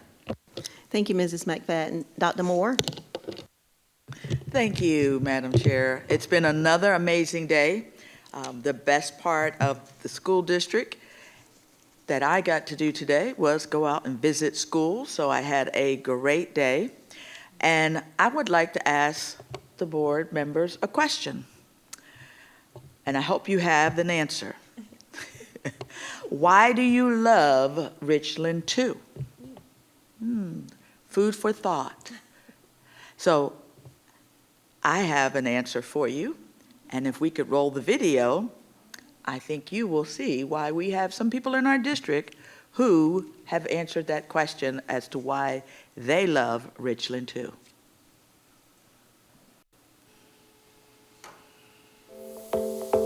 What do I love about working in Richland 2? We're family. We help each other out. We're here through the end. We go through the good times, the bad times, and the in-betweens.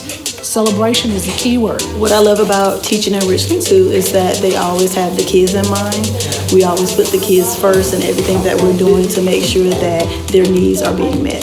The students, the opportunity to play just a small role in their journey. What I love about Richland 2, I think the kids, and I love my job, and I love Blythewood. Well, I am a Richland 2 native. I went to school here, elementary school, Wannabe, middle school, I was in the law program at Yale Wright, and then high school, Richland Northeast. I loved all my teachers. They obviously cared, and it made me want to come back and do the same and impact our future students. So the folks that you just saw are just a few of the amazing team members that I saw today, because I had the privilege to start my day at Blythewood High School, where we observed our safety screening protocols to make sure that we are doing everything that we need to do to ensure a safe and caring environment for our students, our faculty, and our staff. We then went to Muller Road, where we had the honor and the privilege of helping to award the Teacher of the Month, Ms.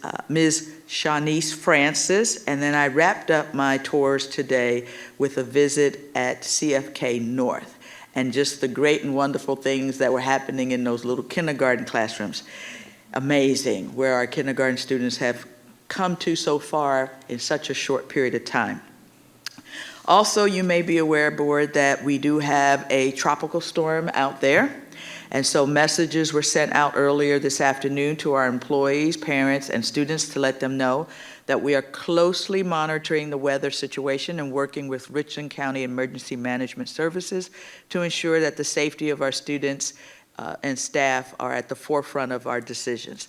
So some of our middle and high schools have already shifted games to tomorrow in anticipation of wet weather.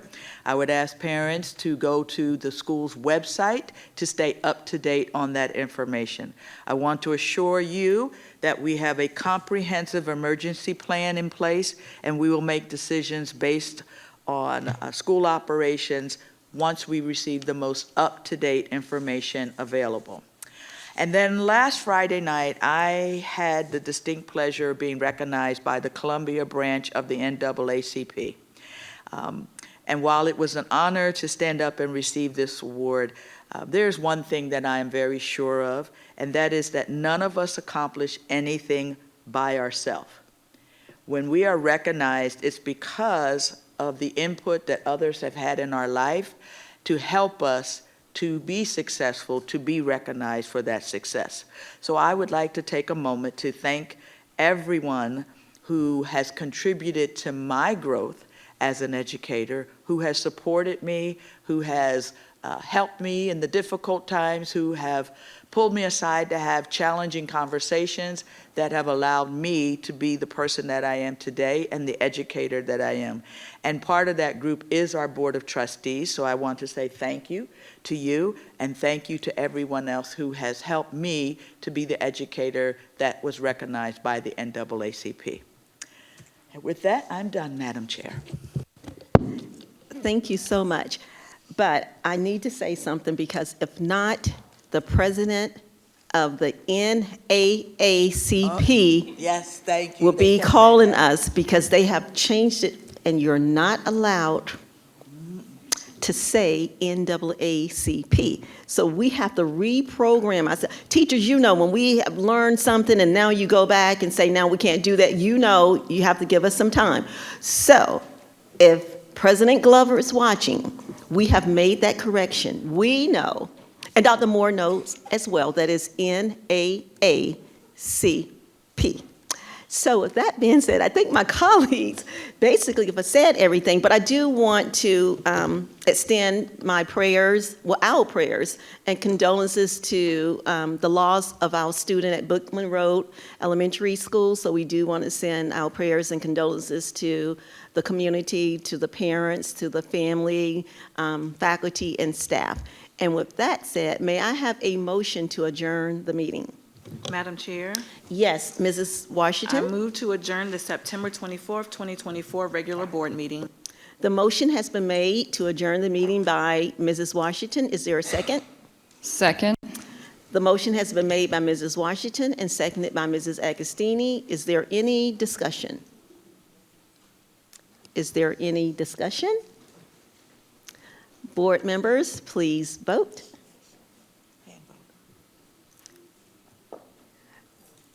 I think we need to take a hand vote, because some have already signed out. So all in favor, raise your right hand, and that is a 7 yes, 0 no. The motion passes and the meeting stands adjourned.